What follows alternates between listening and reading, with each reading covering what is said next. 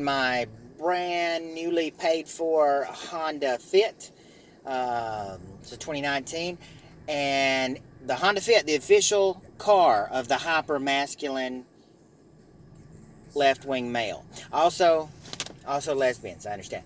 But Oliver Stone's new memoir, Chasing the Light, is an awesome memoir of Hollywood. Goes into the depth of how his movies were made and his struggles before he hit it big with Platoon and Salvador, and it ends with his Oscar-winning acceptance speech for Best Picture for Platoon. And it was a peak moment, and he knew it was at the time, and he gave a speech where he stated that, you know, the most important thing is that we never let another Vietnam happen again. Today we're on the 19th anniversary of our invasion of Afghanistan, and the war continues.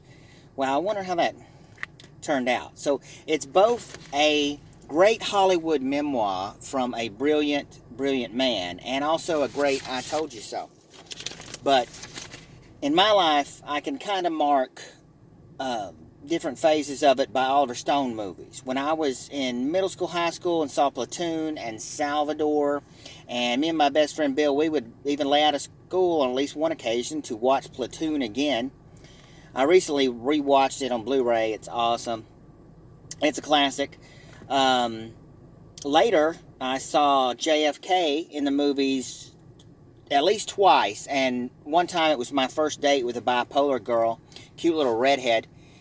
And later, I would drag Bill to see Nixon and Natural Born Killers, which he loved.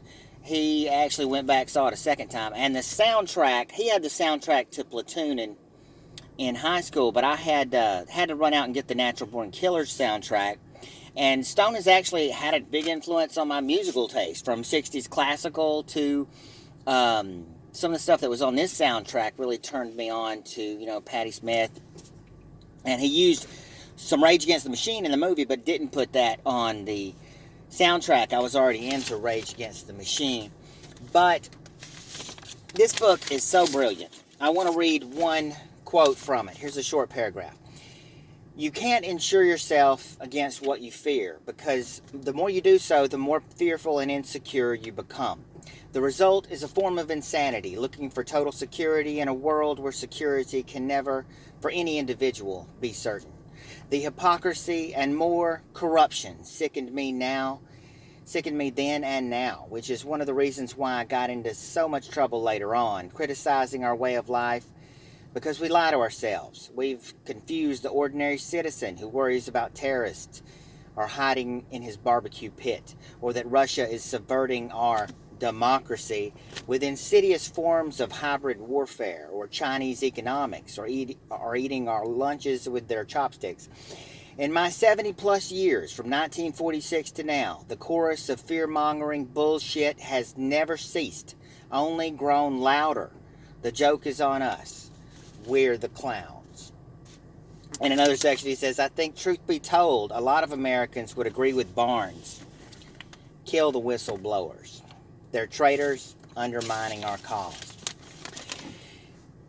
Well, because of this culture of fear he talks about, where does it come from? Who knows? I think it has something to do with the de Tocqueville nature of democracy. The extreme, I think it originates partly in race fears, and then also the extreme inequalities in wealth. But because of this culture of fear, we build huge bureaucracies like the police state, the military-industrial complex, the national security state.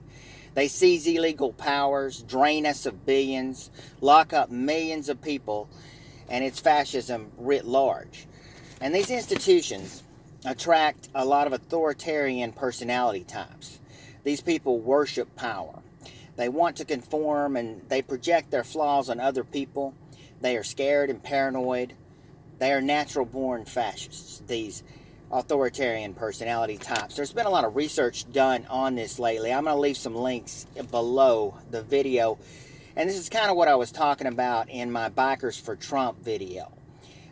You can't argue with these people because they compartmentalize everything. And consistency of thought and idealism doesn't really mean anything to them. They love hierarchy and they hate equality. The socially dominant personalities that are authoritarians are even